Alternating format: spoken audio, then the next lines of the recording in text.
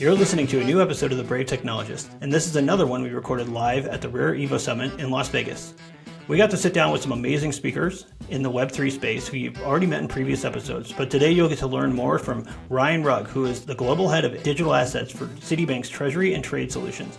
She recently led the launch of Citi Token Services, a blockchain-based solution enabling 24/7 liquidity transfers and integrating tokenized deposits and other smart contracts into Citi's global network. In this episode, we discussed bridging the gap between Web2 and Web3 from Citi's perspective, the future potential of digital assets and blockchain technology, along with the importance of regulatory compliance and collaboration with regulators to ensure safe and sound innovation.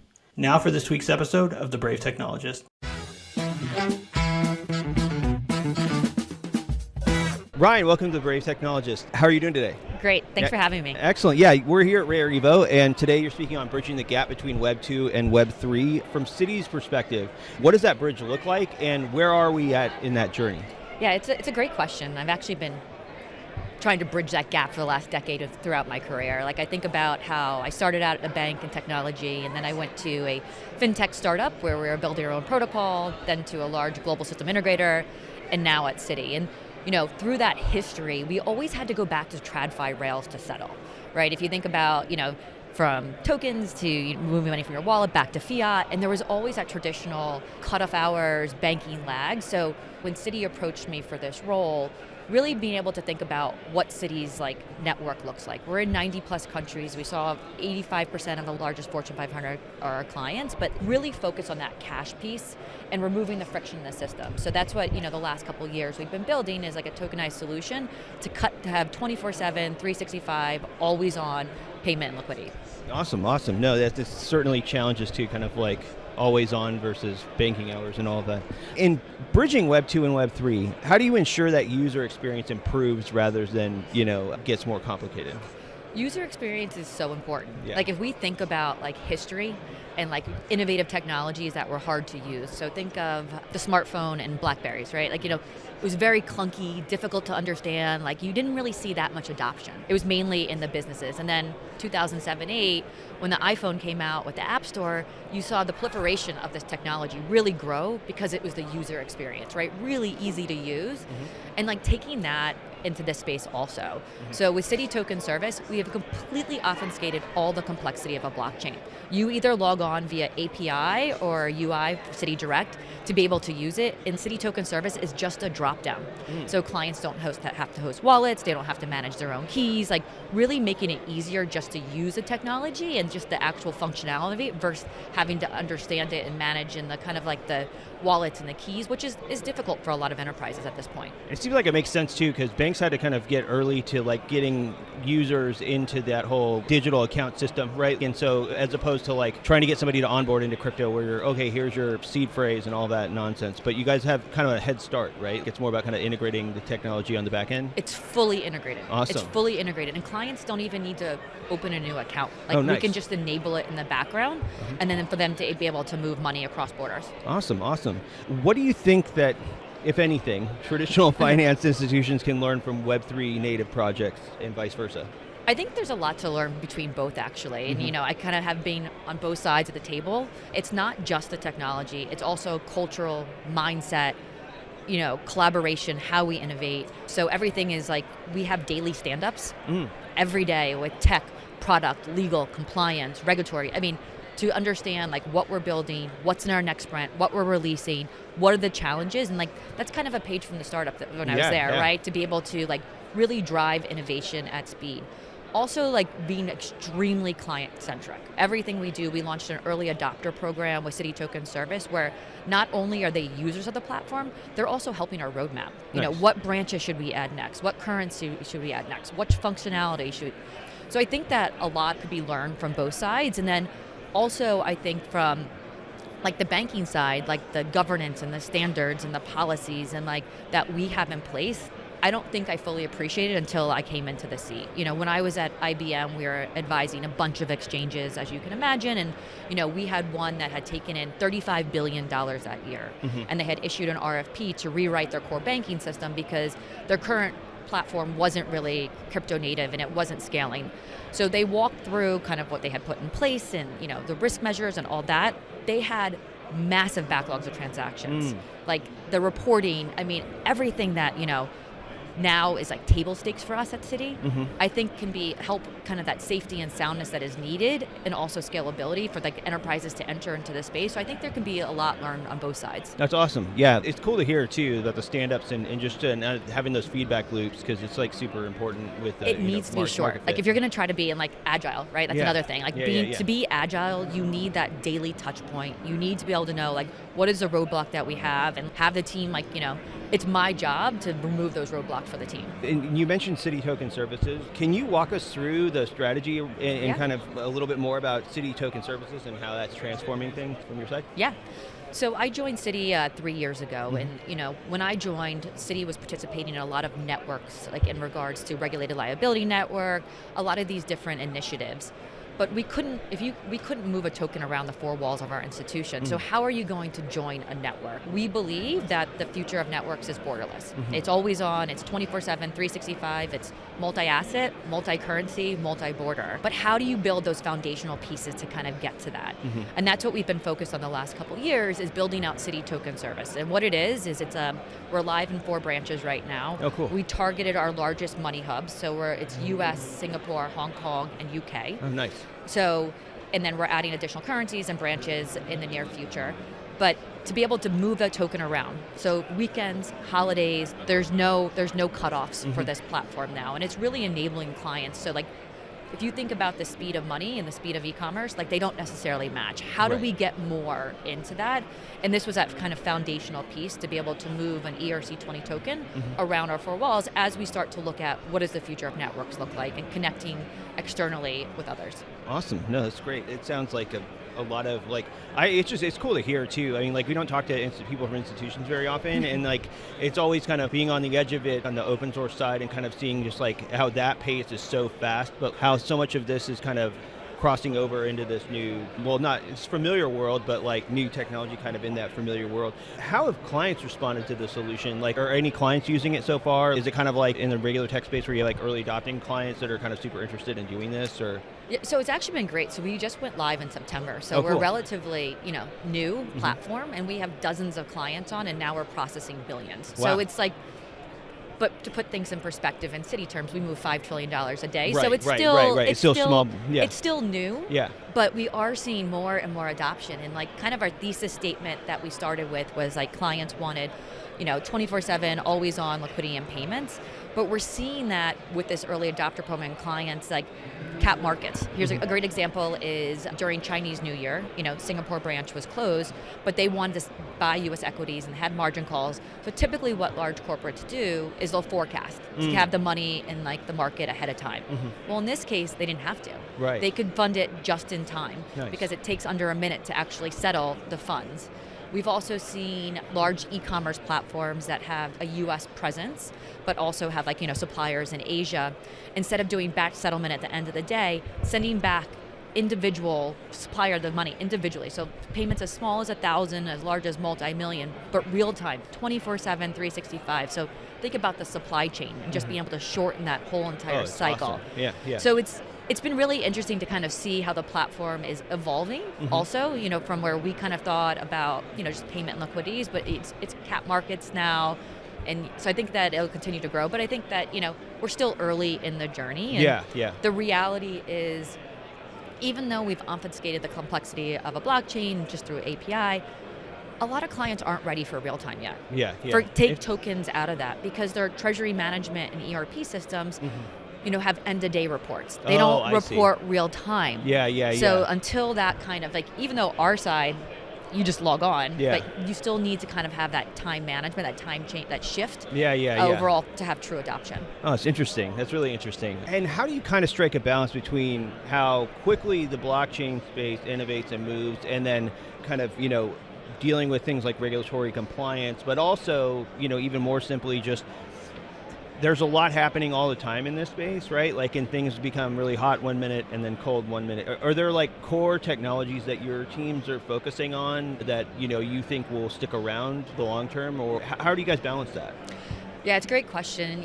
Talking about the regulatory changes, and, we are extremely active with outreaching to all of our regulators, not just waiting for them to kind of come in and do reviews or exams. Like sharing the design, the scalability, the technology that we're using, really helping, to understand what we're building and why we're building it. And also the safety that we're kind of putting around it. Like safety and soundness and the governance is like on the forefront of our minds at all time.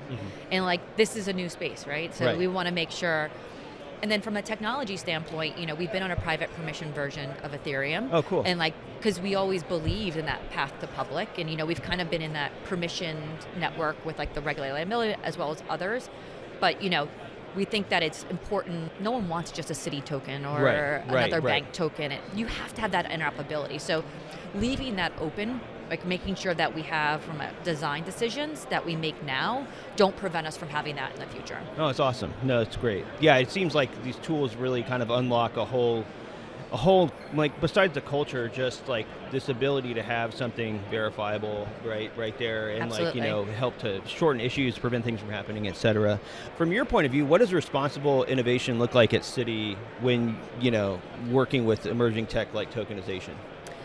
Yeah, so we have had enhanced due diligence on this, as you can imagine. So all our traditional new activity, risk management, we've enhanced that with around digital assets. We have additional risk management review groups. We have additional, legal teams that review this to make sure that, that safety and soundness and scalability and clients are at the forefront of what we do. So really focus on that responsible innovation and making sure that everything that we do in tandem with our regulators, also with our legislators. We spend a lot of time down in DC recently with these new bills coming out to make sure that they understand we want to participate in this ecosystem, but we have to do it in a safe and sound way. There's a reason we've been around for 200 years, right? And we think that what we've learned from the past and the TradFi world, we can bring over to this, this new space. Well, and there's people trust banks, right? And despite all the trustlessness in the blockchain culture, you've still got to deal with different elements of this and different regulation and all of that. What's your feeling? How has it been this past year working with regulators? Have you seen a noticeable change in how relations have been going with regulators or lawmakers, or is there more of an openness to this? I mean, for a while we were just very careful with how we approached everything, but it seems like it's kind of a different environment now. What's your take on that? Yeah, with this new administration, it's definitely a different environment. You saw, SAB 121, you've seen 1179, you've seen a lot of these being rescinded. But I actually haven't changed our approach and our outreach to the regulators. I think that learning from, when I worked at IBM had acquired Promontory in 2016, which is Ludwig's organization, really focused on regulatory compliance for large enterprises. And I learned a massive amount when I was at IBM from that team there about how to engage with the regulators, frequently and often, especially in spaces that are nuanced and new, like this technology. So even though these, regulatory changes have happened, I haven't actually changed our approach at Citi. I want to be transparent, because I think that as you go from POC to pilot, you do need permission before you start to scale, especially for highly regulated entities like Citi. Yeah, and your background's super interesting. So you've been at IBM, you're at Citi now. What advice would you give to emerging leaders navigating this intersection of kind of legacy finance and emerging tech? I think I have a new appreciation for coming into the seat. And I think about my career starting out at R3, a fintech, where it was the wild, wild west, right? We were kind of making up the rules as we went along, right? I joke, it's like driving on an Autobahn, changing your tire at the same time. Where, it was super fast. Where then coming into IBM and understanding how these enterprises actually implement this technology and scale it, and the frameworks that need to be in place. Then thinking to the seat I am now, I had advised companies. I had never actually been internal and actually stood up. And Citi was really interesting to me because they're in 90 plus countries. They have the rails, they have the regulatory approvals, because that's where we struggled. Where we struggled, getting all the licensing and getting that. It wasn't never the tech, but a lot of it was usually the legal compliance, regulatory around it to truly stand up and scale. To now coming here and working in tandem with our regulators in each of the regions. So take Citi Token Service. Every branch market we've rolled out in, we've engaged actively with the regulators in that space, explaining the technology, explaining how it could scale, explaining what it is. And I think that is extremely important, like to have that, openness and collaboration in this space, because everybody's learning right now. Yeah. And a lot of the time, the regulators are kind of coming from a place of not really knowing exactly how the nuts and bolts of this work, or how it, here we know about the concept, but how does this actually going to work in real life, like that kind of stuff too. What role do you see traditional financial institutions playing in accelerating mainstream digital asset adoption? Yeah, I actually think that, this is kind of reminiscent of me to like the early 2000s, when you saw like these PIs of kind of emerge that originally were going to put the banks out of business, right? But actually they run on our rails. Right. Like they still run on our rails. So I think that this is just a new set of rails that can be multi-asset, multi-currency, always on, that we have a lot of potential to service, from traditional services like DDA accounts, banks, to custody, to on-off ramps. I think there's a lot of opportunity for us to, complement the industry and actually help it scale. As well as I think there's still a gap in the market between the fiat world and the token world, that you still have to go back to TradFi rails, and it's still slow to settle to go back, where Citi Token Service has that instant ability to move money globally now. Nice. So being able to bring that to the world also to complement them and what they're doing to help scale, as well as I mentioned, like obfuscating that complexity for the large enterprises. So having enterprises be able to work with the kind of DeFi world, but like transparently, where it's through their traditional kind of systems that they use, so it wouldn't be, complex. And with a lot of this, so you mentioned 90 countries, right, that you all are supporting. I mean, there's like over 100 plus, probably 100 plus other countries out there. Like, is a lot of what you're seeing in this new world of like tokenization, do you see that as opening up more markets for Citi over time, or more exposure to more people in the globe with this technology, or is it still are there still limitations there in the near term? Well, I think, yes, I think it could open, because the public nature of the chain and having global access. But individual countries have regulatory reporting, compliance, money leaving the country. Like, that's not going to change for us. So I think that it's really going to depend on how legislation kind of shapes up globally within these individual countries, to allow us to be able to access those markets. Awesome. No, it's great. As we look ahead, what are some real world use cases that excite you in the next evolution of Citi's digital asset strategy? Yeah, as I mentioned, we started with payments and liquidity. We've seen cap markets kind of come on to now with having multi-asset be able to be on the same ledger. So cash and assets settling instantaneously is really interesting to me. It always currency, adding additional currencies and the FX on it, all hours. So I think that payment liquidity still is the killer use case. If we think back to Satoshi's paper in 2009, right? What was he solving for? I think that we're having that aha moment for blockchain.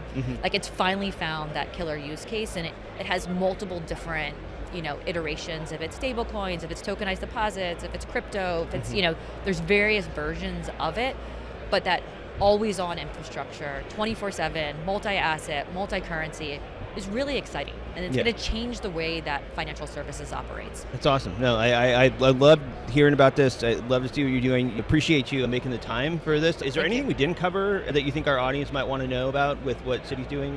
No, I appreciate the time. This was great. Thank you. This is great. Yeah, thank you so much. Thank you. All right. Thanks for listening to the Brave Technologist podcast. To never miss an episode, make sure you hit follow in your podcast app. If you haven't already made the switch to the Brave browser, you can download it for free today at brave.com and start using Brave Search, which enables you to search the web privately. Brave also shields you from the ads, trackers, and other creepy stuff following you across the web.